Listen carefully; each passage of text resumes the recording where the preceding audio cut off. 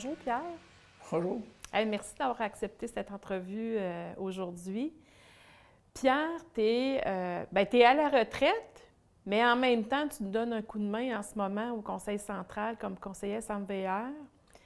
Pierre, tu connais, aujourd'hui, on va parler de la station Tremblant. Tu connais très bien l'histoire de la syndicalisation de la station Tremblant, puis j'aimerais ça que tu nous en parles. Puis tu as déjà été président, puis peut-être raconter, peut-être au départ, nous dire d'où tu proviens. Là, on parle de la station Tremblant, mais peut-être qu'est-ce que tu as fait comme militance, puis comment tu es devenu aussi salarié de la CSN. Okay, bon, effectivement, ça me fait un plaisir de parler de l'histoire de Tremblant. D'abord, bien sûr, j'ai commencé comme tout le monde, militant, dans les années 80-81 à la CSN. C'est le comité de clôture pour faire des activités dans d'autres syndicats. Par la suite, effectivement, j'ai été dans mon syndicat de Tremblant pendant 20 ans avant de m'en venir à la CSN. Et bon, j'ai occupé un poste de salarié à la CSN de 2000 à 2018, à l'année où j'ai pris ma retraite là, pour une première fois, avec quelques retours depuis. Bien sûr, c'est avec plaisir là, que je reviens. Ça me fait plaisir de revenir et d'aider aux collègues là, qui sont débordés. Fait que pour Tremblant, bien, ça a été une longue histoire.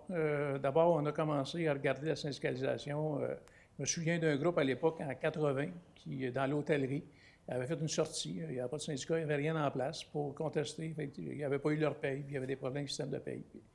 Donc, ils avaient sorti une première fois pour contester. Et bref, bon, ils ont retourné travailler, mais l'employeur avait profité à l'époque du moment pour entasser quelques-uns.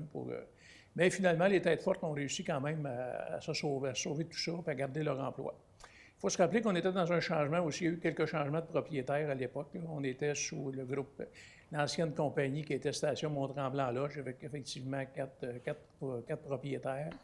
Par la suite, ça a été la Caisse d'économie du Québec qui avait acheté ça dans les années 78-79. Ça n'a pas été longtemps, ça a été comme une transition. Là. Je dirais qu'après ça, en 82, début 82, c'est le groupe La Pointe qui est arrivé puis qui a effectivement acheté la station avec des projets d'immobilier et tout ça. Et par la suite, bon, on est arrivé, là, ça a été vendu. Puis il y a eu quelques transactions là, plus tard sur lesquelles je vais revenir. La syndicalisation, bien, effectivement, après les activités de 80 où ça n'avait rien donné, à la fois, ça avait créé un petit peu d'inquiétude au niveau des gens. Bon, certains ont tenté quelque chose, mais sans appui. Personne n'avait été venu à la CSN, c'était un coup de tête de certains employés. Donc, en 81, avec encore le même employeur qui était la Caisse d'économie, ça allait de mal en pis, là, ces conditions de travail, ça n'avait plus d'allure. Puis, à un moment donné, mais les gens commençaient à dire, bon, ça serait peut-être intéressant de regarder pour se trouver un syndicat. Donc, à l'été 81, j'ai commencé à approcher la CSN, m'avait fait dire, bon, il y aurait peut-être une possibilité d'organiser un syndicat. Bien, il faut comprendre que la station, en même temps, c'était un peu la même station aujourd'hui, plus petit, avec les mêmes services puis les mêmes secteurs d'activité. Donc, on a commencé par regarder la volonté des gens. Ça se développait sans montagne, effectivement, de façon plus favorable que le secteur hôtellerie et le secteur entretien, le site et bâtiments, tout ça. Donc, on est arrivé à la conclusion de dire on va essayer, on va déposer pour la montagne, puis on va voir ce que ça va donner. Donc, on a fait un premier dépôt, je dirais de décembre 81, sur la montagne. Donc, on visait tous les salariés au sens du code, bon, sur la montagne, bien sûr, ils avaient énuméré, et on avait exclu l'école de ski, parce qu'il faut s'entendre qu'à ce temps-là, même aujourd'hui, l'école de ski, c'est un nombre de salariés quand même assez important, et il n'y avait aucune volonté au niveau de l'école de ski. Fait qu'on est parti en disant, bon, on va scinder la montagne, on va déposer pour la montagne, on verra plus tard. C'est clair que suite à ce dépôt-là, ça a fait bout de neige rapidement.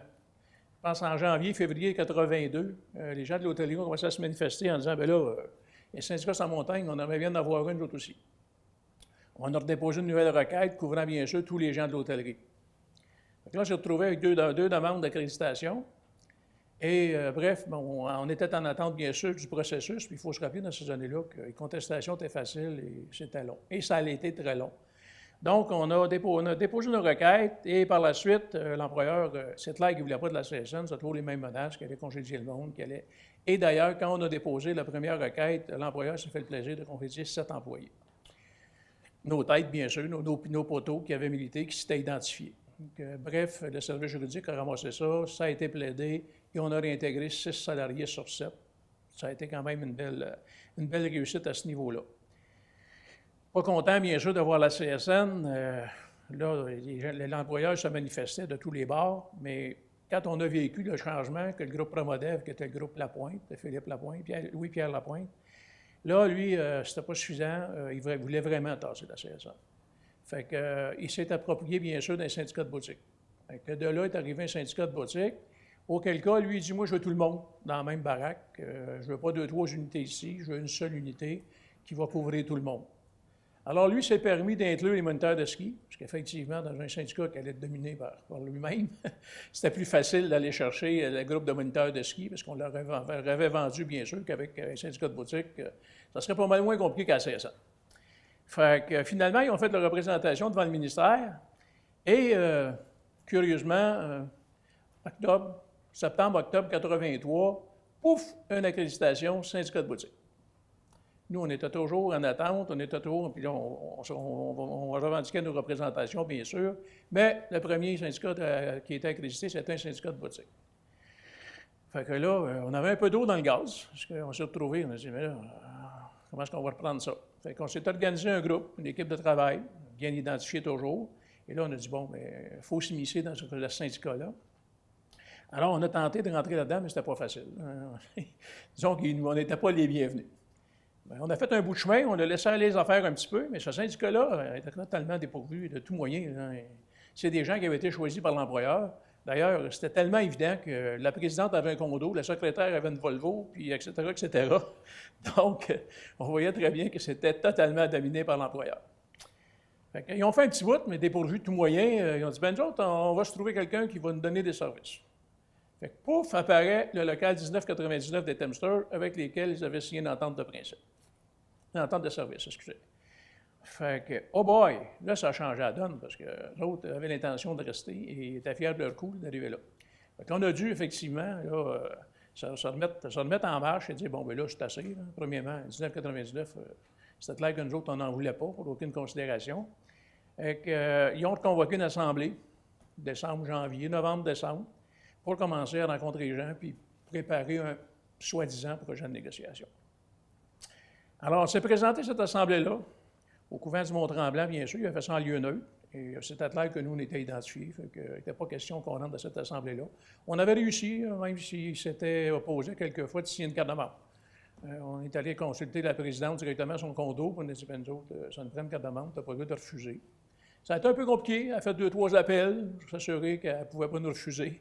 Et on a payé notre carte de membre, et là, bien, on avait la carte de membre en main qu'on s'est présenté à l'Assemblée générale, pensant être capable de s'immiscer là-dedans, mais ça n'a pas été tout à fait ça.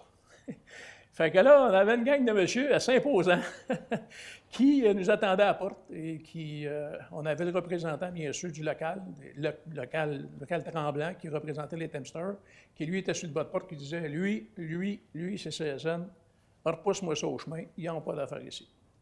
Fait que ça a été une soirée qui, pour moi, personnellement, c'était dur sur les côtes. Parce que je suis pas petit. On me pognait chaque bord, on me rentrait les coudes dans les côtes, puis on me levait de tête, puis on me ramenait à la rue. Moi, mon but, c'était de traverser la porte, alors je n'ai jamais lâché. Fait que, cependant, à un moment donné, les gens qui étaient dans l'intérieur de l'Assemblée ont dit, parce que sont où nos représentants? Sont où les gens de la montagne? Sont où les gens qui avaient fondé le premier syndicat? On ne les voit pas. Fait que là, ils ont dit, bien, ils n'ont pas d'affaire avec ça, c'est une assemblée, mais c'est parce qu'ils ont le droit d'être membres, ils ont le droit de participer à l'assemblée. Fait que là, ça a commencé un peu à avoir un peu de combat dans l'assemblée. Fait que là, les gens ont dit, non, s'ils ne rentrent pas, nous autres, il n'y aura plus d'assemblée, il faut que ces gens-là rentrent. Fait que finalement, ils ont mis fin à l'assemblée sans aller plus loin. Mais pendant, je dirais, de 7h, 7h30 à 10h le soir, on n'a eu que des menaces. Que des menaces. Et ce n'était pas des menaces de tape sur la gueule, c'était des menaces de mort, des menaces de ci, des menaces de ça. T'as des enfants, t'as une maison, il était-tu bien quand t'es parti, ça se peut qu'il y ait plus mal, mais tu retournes. En tout cas, on a vos adresses, on va s'occuper de vous autres. Je ne vais pas impressionner, bien, voilà. Mais cependant, il y en a qui ont été impressionnés, c'est sûr, qui ont été plus qu'impressionnés. Il y en a qui ont craqué, qui ont quitté. Des bons militants qui ont dit, nous autres, on débarque, c'est assez. T'sais. Fait que là, on a dit, bon, il ne faut pas laisser ça aller comme ça. On a été menacés, c'est pas acceptable. On a fait appel à la Sûreté du Québec, puis on a dit, bien, nous autres, écoute, bien beau et menace, là, mais c'est pas vrai qu'on va endurer ça de même. Là. On veut déposer des plaintes. Avec le camarade Pagé qui a passé tantôt, bien, effectivement, on a rencontré la SQ et à notre grande surprise, ils nous ont dit, bien, vous êtes chanceux de nous avoir appelés parce qu'on s'en venait pour vous arrêter. Parce qu'on nous avait informé que vous étiez là pour faire du trouble. Oh bon. Fait que, OK. Fait que finalement, les fédéraux de trouble, c'était pas nous autres. Fait qu'on s'est assis et on a rempli 66 plaintes au pénal le même soir, qui ont été déposées au tribunal par la suite, pour essayer de disposer de cette gang de morons-là. Fait que là, il n'y a plus d'assemblée, ça s'est arrêté. Et là, on ne pouvait pas laisser continuer, fait qu'on a travaillé avec le juridique de la CSN, on a demandé une injonction, on a obtenu une injonction. Sur les 13 points qu'on avait à l'injonction, le juge donnait raison sur 12. Les principaux faits, c'est bien sûr que nous autres, on voulait la tenue d'un vote avec la présence du ministère et faire en sorte que là, les gens puissent décider librement de quel syndicat ils voulaient. Fait que ça nous a amené au 5 janvier 84. Et là, il y a eu le vote, et effectivement, le 5 janvier 84, ça a été la fête des Teamsters. Fait qu'on les a sortis, je comprendrais le langage, à coups de pied derrière, parce qu'ils ont sorti de là, on a eu un vote majoritaire, et très majoritaire, 250 quelques votes en faveur de la CSN contre 101, 102 pour les Teamsters. Fait que ça a été la fin du règne des Teamsters à Tremblant et l'arrivée d'un vrai syndicat CSN. Ça, c'est vraiment l'historique du syndicat local. Moi, j'ai continué à militer. J'étais président du syndicat à sa fondation, bien sûr. Et j'ai été pendant 21 ans à la présidence du syndicat.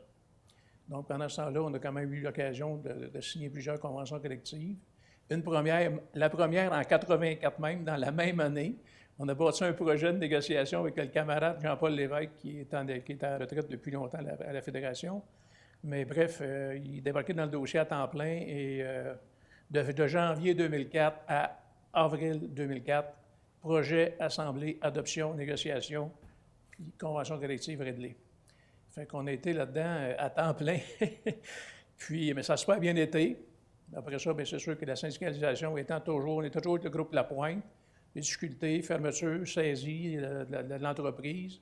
On a dû effectivement opérer par la suite avec un syndic qui gérait la station au complet. Fait que le syndicat a quand même bien travaillé avec eux autres. Ça a été une belle histoire. Et par la suite, bien sûr, un lock-out en 87 pour mettre la cerise sur le Sunday, auquel, là, il nous a foutu dehors, l'embauche de SCAB. On s'est fait un plaisir de se côtoyer un peu avec les SCAB. Et finalement, pour arriver avec, je dirais, où la station, un bon matin, s'est arrêtée au complet. Ça ne fonctionnait plus. En tout cas, elle était vraiment paralysée dans son ensemble. Alors, bref, il y avait eu des moyens de prix à cette époque pour faire en sorte qu'on ne nous entend pas, on va nous entendre. Fait qu'on se retrouve au tribunal du travail. Et là, l'employeur n'a plus le choix de régler parce que la station n'était plus fonctionnelle. Alors, tout était arrêté. Fait que ça n'a pas été trop long. On a passé une quarantaine d'heures, je pense, au tribunal, sans arrêt, là. Et on a réussi à dénouer l'impasse, et ça a réglé le conflit, puis on est reparti. Par la suite, le groupe La Pointe a vendu en 91 a vendu avec Intra-Ouest. Donc, on a vendu Intra-Ouest en 91. On a signé une convention d'1 an. Et là, ce qui a été intéressant, bien, La Pointe voulait se débarrasser, bien sûr, voulait vendre sa station, ce qui était prêt avec. Fait qu'on a négocié une nouvelle date, effectivement, d'échéance de convention collective. Et on s'est placé avec une échéance au 31 octobre. Donc, ça a placé le rapport de force pour le syndicat pour sa vie durante. Donc, et par la suite, avec Intra-Ouest, ça a quand même relativement bien été. Petit conflit en 2005 qui a duré une semaine, 2 semaines. Une grève de 24 heures en 2000 pour un peu ramener l'employeur à la table. Mais c'est des relations de travail qui ont toujours été quand même assez dures, pas conflictueuses, mais assez dures. Bien, le syndicat va fêter son 40e anniversaire sous peu. Oui. Fait que c'est effectivement l'histoire là, de la syndicalisation du syndicat de Mont-Tremblant. Peut-être pour conclure, Pierre, c'est quoi la force qu'il y a eu dans ce syndicat-là d'avoir passé à travers toutes ces batailles-là? Parce qu'on le sait que ça n'a pas toujours été facile. Est-ce que c'était la solidarité? Est-ce que c'était la croyance des gens à être CSN? Bien, ça a été la solidarité d'une part. D'autre part, je vous dirais qu'il faut admettre que dans cette entreprise-là, il y a encore des centaines d'employés qui sont là et des employés de 25, 30, 35, 40, 45 ans de service. Il y en a encore beaucoup, là. Fait que c'est sûr que ce qu'on appelle dans le langage, le noyau dur est resté. Fait que ce noyau dur-là ayant une détermination à pu finir, inébranlable. Donc, c'est clair que quand on est dans le cadre de négociation, il va être le vieux principe qu'on met toujours les plus forts en avant, puis les moins forts en arrière. Donc, ça a toujours fait la job dans ce sens-là, mais il y a quand même eu toujours une belle solidarité au niveau, même parce qu'on s'entend qu'il y a beaucoup de mouvements personnels. Là. Moi, quand je suis parti, on était rendu à 1600 membres dans le syndicat. Quand on l'a fondé, on était environ 500. Avec tout le développement, cette station-là avait bien sûr évolué, puis le syndicat avait pris beaucoup de membres aussi. C'était plus la même entreprise. C'était un peu difficile parce qu'il y avait beaucoup de nouveaux qui arrivaient, mais moi, je pense ce qui a fait en sorte que ce syndicat-là, qui s'est bâti une crédibilité, a toujours été, bien sûr, à l'avant-garde. Puis les gens, mais se sont habitués, ils n'ont pas changé la façon de faire. Et bref, les gens embarqués, ils ont cru, puis régionalement maintenant, mais ça a fait en sorte qu'il a pris sa place, ce syndicat-là. C'est l'économie régionale, c'est le moteur économique de la région. C'est sûr qu'au début, on n'était pas bien vu par les commerçants de Saint-Jovite, puis quand on se trouvait dans une situation conflictueuse, il était le premier qui me disait, moi, bien là, qu'est-ce que vous faites avec votre syndicat? Allez-vous encore aller en grève? Ça n'a pas de bon sens. Cependant, ils ont dû apprendre à vivre avec, là, puis ça s'est placé. Mais moi, je pense que c'est la base de ce syndicat-là qui a été solide au départ. Ils ont traversé des périodes conflictueuses et se sont bâtis une crédibilité. Et le fait que le noyau dur est resté quand même et perdure encore, bien, ça a fait en sorte que ça a enraciné les nouveaux qui sont arrivés. Et ça va quand même assez bien aujourd'hui. Puis maintenant, depuis qu'on a eu l'accréditation, parce que là, le boss s'est fait joindre d'autres, on a été accrédité en 84, lui, il avait demandé une accréditation pour couvrir tout le monde. Fait que Tremblant est le seul syndicat qui détient une accréditation territoriale. Territoriale. Fait que quand l'employeur a commencé à installer des points de vente à Saint-Faustin, puis au Lac-Mercier, puis ici et là, on arrivait avec le dépôt, puis on disait que c'était nous autres. Fait qu'il avait l'air un peu fou, mais il avait tombé dans son propre jeu. Fait que, et l'école de neige, par la suite, qui eux, avaient intégré. Fait qu'on a tout ramassé, ce beau monde-là, et ça a fait une belle unité syndicale. Bien, merci, Pierre, pour cette belle entrevue. Oui, c'est vrai que le syndicat des travailleurs de la station Mont-Tremblant, c'est un syndicat qui a fait sa place avec toutes on peut dire ses décennies, parce que tu l'as dit, il va avoir 40 ans. Moi, je pense qu'on peut lui souhaiter une longue vie syndicale, une belle vie syndicale. Puis merci à toi, puis merci pour toutes tes années de travail, parce que je sais que tu es un passionné, puisque tu es revenu nous aider là, cette année, 2 fois d'ailleurs. On t'a sorti de ta retraite. Fait que merci, Pierre. Ça me fait plaisir. Puis effectivement, c'est quelque chose, c'est ma vie. Puis c'est quelque chose que j'ai aimé, que j'aime encore. Fait que je vais le faire encore avec énormément de plaisir. Merci. Merci beaucoup.